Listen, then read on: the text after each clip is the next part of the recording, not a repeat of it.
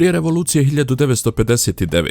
Kuba je važila za jednu od ekonomski razvijenih zemalja Latinske Amerike. Imala je visoku stopu pismenosti, relativno dug životni vijek i razvijen zdravstveni sistem. Havana je bila moderna metropola sa luksuznim hotelima, kazinima i snažnim turističkim sektorom. Međutim, iza slike prosperiteta krile su se velike društvene razlike. Dok je uski sloj stanovništva uživao veliko bogatstvo, značajan dio Kubanaca živio je u siromaštvu, a posebno u ruralnim područjima. Većina sela nije imala pristup tekućoj vodi, a više od polovine ruralnog stanovništva živjelo je bez električne energije.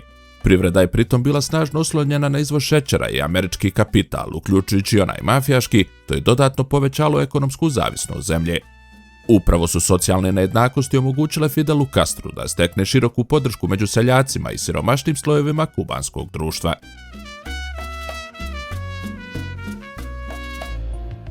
Nakon ulaska revolucionarnih snaga u Havanu 8. januara 1959.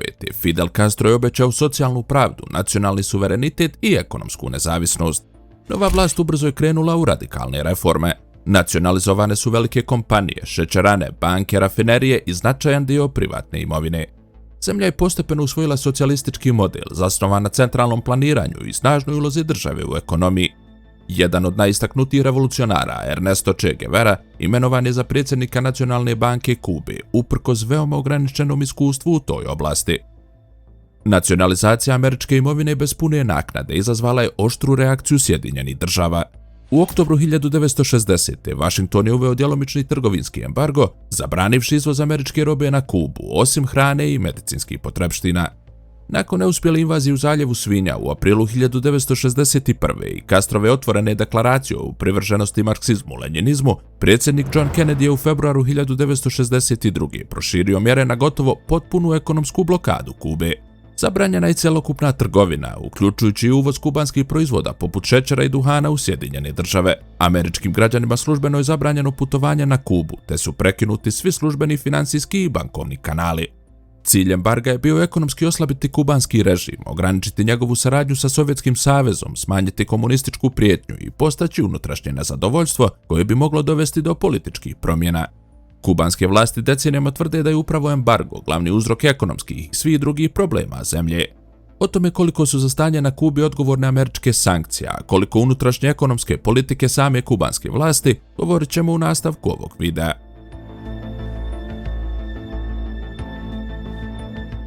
Uprkos embargu i sankcijama, Kuba između 1960. i 1990. uspijevala održati relativnu ekonomsku stabilnost, zahvaljujući svom glavnom savezniku i sponzoru, Sovjetskom savezu. Tokom hladnog rata, vlast u Moskvi je Kubu smatrala ključnom komunističkom bazom udaljenom svega 100 kilometara od američke obale, pa je godinama finansijski podržavala režim Fidela Castra. Taj odnos funkcionisao je na jednostavnom principu. Sovjeti su kupovali kubanski šećer po cijenama znatno višim od tržišnih i prodavali im naftu po umjetno niskim cijenama. Ove subvencije iz Moskve, procijenjene na nekih 4 do 5 milijardi dolara godišnje, omogućile su Kubi da finansira zdravstveni sistem, obrazovanje i socijalne programe, uprkos slaboj produktivnosti vlastite ekonomije.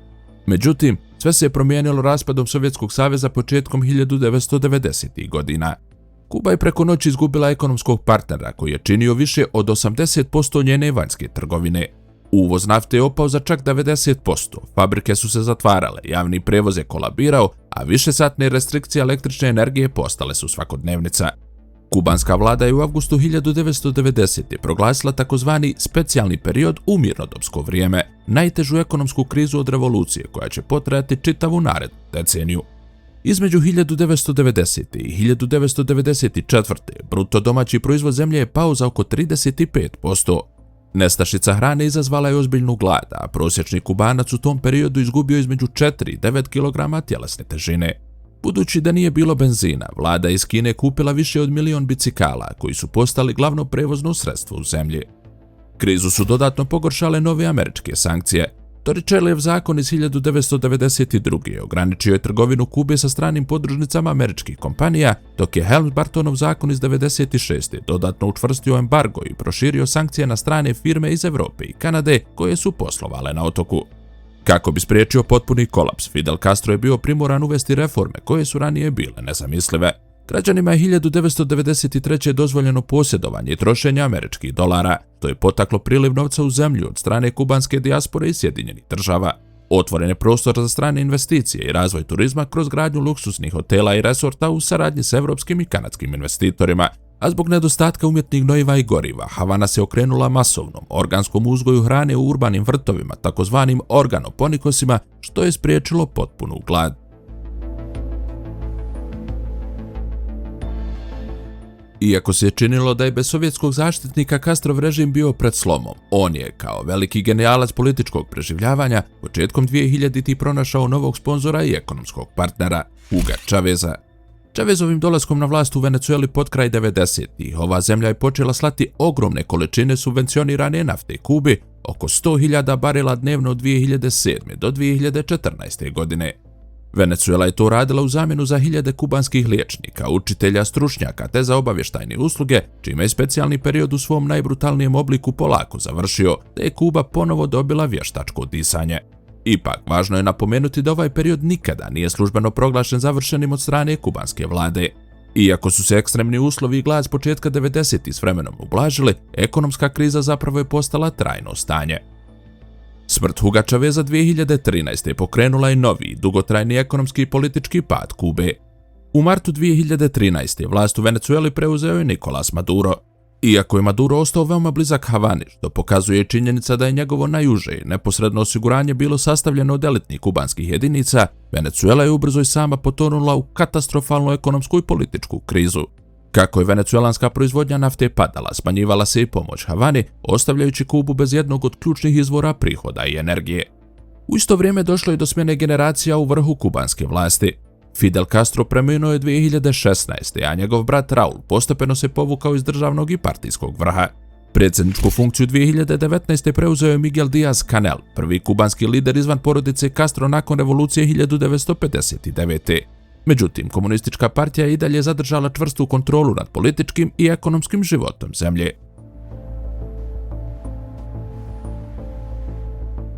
Nakon sloma venecuelanske ekonomije te dramatične američke vojne intervencije i hapšenja Nicolasa Madura u januaru 2026. administracija Donalda Trumpa je već u maju i junu iste godine znatno pojačala i proširila ekonomske sankcije Kubi te joj je nametnula potpunu naftnu blokadu. Ista je uključivala i pritisak na isporuke iz Meksika, koji je tokom 2024. i 2025. Kubi slao oko 20.000 barela nafte dnevno u vidu subvencioniranih ugovora i humanitarne pomoći. Trump je zaprijetio visokim carinama svakoj zemlji koja opskrbljuje Kubu gorivom, te je Meksiko bio prisiljen službeno zaustaviti isporuke nafte kako bi zaštitio vlastitu ekonomiju. Meksiko danas pomaže Kubi slanjem humanitarne pomoći u hrani i medicinskim potrepštinama. Rusija, zaokupljena vlastitim ratom sa Ukrajinom i ekonomskim problemima, također više nije u poziciji da šalje besplatnu pomoć. Zbog gubitka venecuelanske pomoći i goriva, kubanski energetski sistem se gotovo u potpunosti urušio, što je zemlju postepeno gurnulo najtežu humanitarnu i ekonomsku krizu na otoku još od raspada Sovjetskog saveza. Ali da li je kriza na Kubi isključiva posljedica američkih sankcija i embarga ili krivicu snosi i unutrašnji sistem i kubanski model države?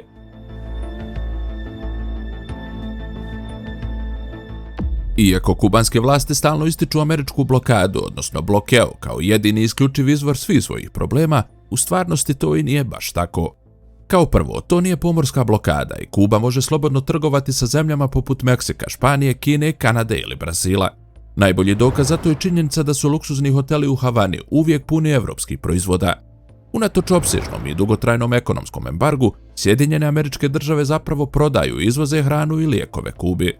Ovi proizvodi su izuzeti iz blokade kroz posebne zakonske akte još od 2000. godine, kada je usvojen zakon o reformi trgovinskih sankcija, a Sjedinjene Američke Države su već godinama jedan od glavnijih opskrbljivača Kube hranom, posebno smrznutom piletinom. Ipak, ova trgovina nije slobodna, već funkcioniše pod strogim i specifičnim uslovima.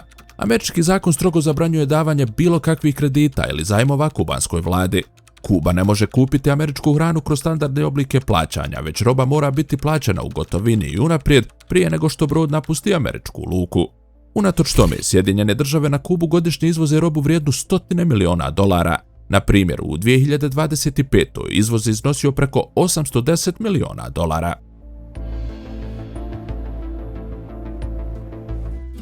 Da biste razumjeli zašto na Kubi nema dovoljno mesa, mlijeka, voća ili povrća, morate vidjeti kako komunizam funkcioniše u praksi.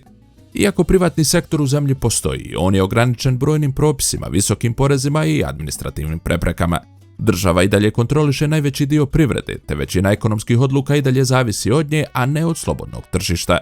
Prema indeksu ekonomskih sloboda za 2026. Kuba se nalazi na 175. mjestu od 184 rangirane države, dakle među posljednjim na svijetu. Za prosječnog Kubanca to znači da su mogućnosti za pokretanje privatnog posla, akumuliranju kapitala ili poboljšanje životnog standarda praktično nikakve. Najbolji i najplastičniji primjer ovog apsurda je državna agencija pod nazivom AKOPI, odnosno sakupljanje, koja kontroliše tropsko voće. Iako je Kuba karipski otok sa idealnom klimom gdje voće raste gotovo samo od sebe, u državnim trgovinama ono je prava rijetkost ili je uglavnom truhlo. Privatni uzgajivači zakonski su obavezni da čak 80 do 90% svog uroda prodaju isključivo toj državnoj agenciji i to po fiksnim cijenama koje određuje vlada. Te cijene su toliko niske da farmerima često ne pokrivaju ni troškove branja. Budući da je državni aparat trom i neefikasan, kamioni AKOPI-a često kasni sedmicama po urod ili uopšte nemaju goriva i guma da dođu do farmi. Kao rezultat toga, poljoprivrednici su prisiljeni gledati kako tone zrelog manga, ananasa i banana doslovno truhnu na granama ili na tlu. Ne smiju i sami transportovati u grad i prodati na tržnici, jer bi time prekršili zakon i rizikovali velike kazne za takozvano ilegalno bogaćenje. Tako Kubanci u gradovima gladuju za voćem, dok istovremeno ono na selu propada. Još jedan primjer su kubanski plodovi mora. Kuba je okružena bogatim Karipskim morem punim jastoga i škampi. Međutim, prosječan Kubanac rijetko ili nikada u životu ne okusi jastoga.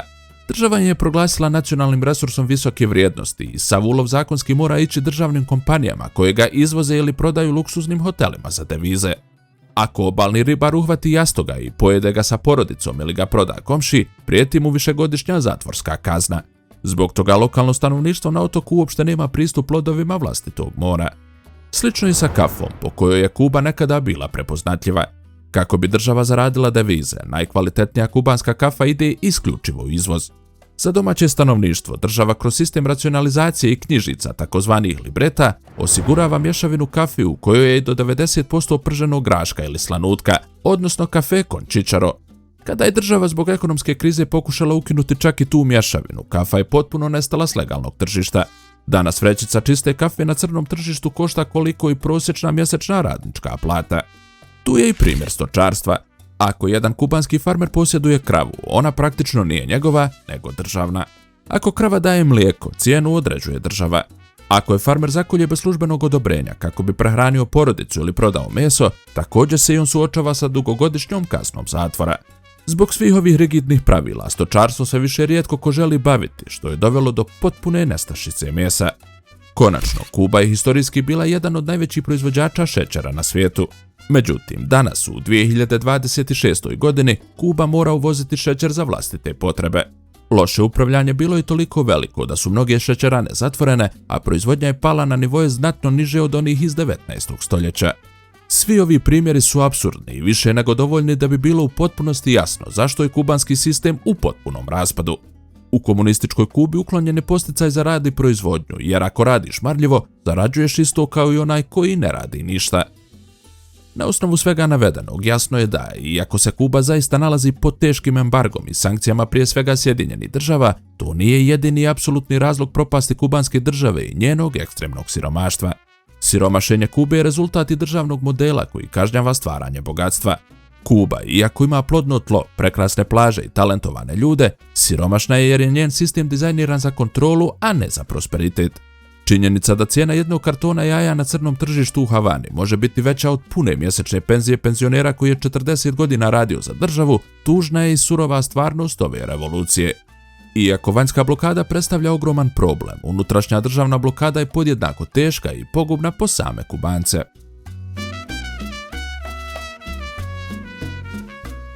Rezultat svega je da se kubanska ekonomija nalazi u slobodnom padu. Nema više nikoga ko bi je subvencionirao, a kako nikada nije razvila vlastitu produktivnu industriju, zemlja se suočava s nestašicama gotovo svega. Nestašice hrane su hronične i nema mlijeka, mesa, jaja, ulja niti drugih namirnica. Nema lijekova, a u bolnicama nedostaju osnovna medicinska sredstva, od antibiotika i anestetika do konaca za šivanje rana. Da stvar bude gora, vlada šalje domaće ljekare u inostranstvo kako bi zaradila devize, ostavljajući vlastiti narod bez adekvatne medicinske njege.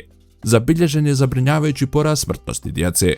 Nestanak električne energije je svakodnevan, a u određenim mjestima zabilježeno je po 18 sati nestanka struje na dan. Režim je svojevremeno mnogo ulagao u turizam, gradeći luksuzne hotele i rezorte, no mnogi od njih danas su poluprazni.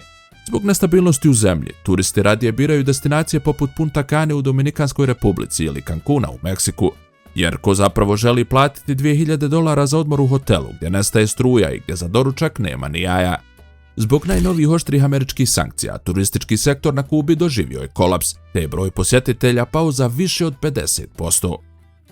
Očajni životni uslovi natjerali su više od 1 milion Kubanaca da napuste otok u potrazi za boljim životom, i to sve u periodu između januara 2022. i decembra 2023. Otkako je Fidel Castro došao na vlast, iseljavanje s Kube traje gotovo neprekidno, ali posljednjih godina ono je preraslo u pravi demografski egzodus. Procjenjuje se da oko 3 miliona Kubanaca živi izvan zemlje, uglavnom u Sjedinjenim Američkim Državama oko 2,3 miliona i u Španiji oko 200.000, te u drugim zemljama prije svega Latinske Amerike. Za ostrvo koje je nekada imalo oko 11 miliona stanovnika, a danas vjerovatno i manje od 9, to predstavlja ogroman i nenadoknadiv gubitak jer je zemlja u nepune 2 godine izgubila preko 10% ukupne populacije.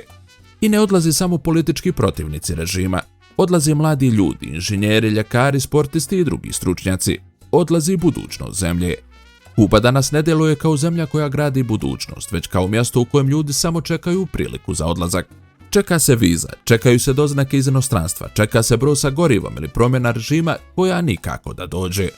Predsjednik Miguel Díaz-Canel i vojni vrh kontrolišu luksuzne hotele i najprofitabilnije poslove preko moćnog vojno-poslovnog konglomerata GAES-a, dok običan narod satima stoji u redovima za komad hljeba i malo mlijeka.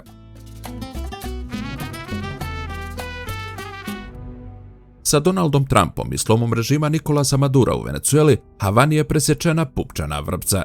Venecuelanski sponzor više ne postoji, a nova administracija u Caracasu bila je primorana da odmah zatvori dotok nafte. Trump je krenuo direktno na kubansku žilu kucavicu, energiju. Njegova administracija pokrenula je nemilosrdan lov na takozvanu flotu duhova, odnosno brodove koji plove s ugašenim GPS-om kako bi izbjegli sankcije. Pod prijetnjom zamrzavanja imovine svakoj osiguravajućoj kući ili brodarskoj kompaniji koja pristane u kubansku luku, naftni tankeri su jednostavno prestali dolaziti. Suočena sa potpunim krahom energetskog i ekonomskog sistema te strahom od potencijalne američke vojne intervencije, kubanska komunistička vlast bila je prisiljena na historijske ustupke, otvaranje privatnom kapitalu. Komunistička partija Kube odobrila je hitan paket reformi slobodnog tržišta. Državni aparat se smanjuje, decentralizira, a kubanskoj dijaspori, čak i onoj u Sjedinjenim Državama, po prvi put je dopušteno da posjeduje i investira u privatne kompanije na otoku. Osim toga, kubanske vlasti službeno su potvrdile da vodi direktne pregovore s Vašingtonom, a kako bi ublažila pritisak i potakla ukidanje energetske blokade, Kuba je iz zatvora pustila više od 2000 političkih zatvorenika. Mogu li Kubanci preživjeti bez venecuelanske nafte? Danas su kubanske termoelektrane nasljeđe sovjetskog doba, hladni otpad bez goriva, a režim Díaza-Canela, izolovan i u mraku, suočava se sa svojom najvećom noćnom morom, pokušajem opstanka bez stranog sponzora. Ipak, kubanska diktatura je pokazala da je majstor preživljavanja kroz represiju i siromaštvo. Hoće li uspjeti ovaj put? Da li će Sjedinjene Američke Države preduzeti sličnu akciju kao i u Venezueli, ili će Washington nastaviti vršiti ekonomski i politički pritisak na Kubu i strpljivo čekati njen konačni kolaps? Odgovore na ova pitanja će nam sigurno dati skorija budućnost, jer ovakvo stanje u zemlji je gotovo neizdrživo i teško da može potrajati.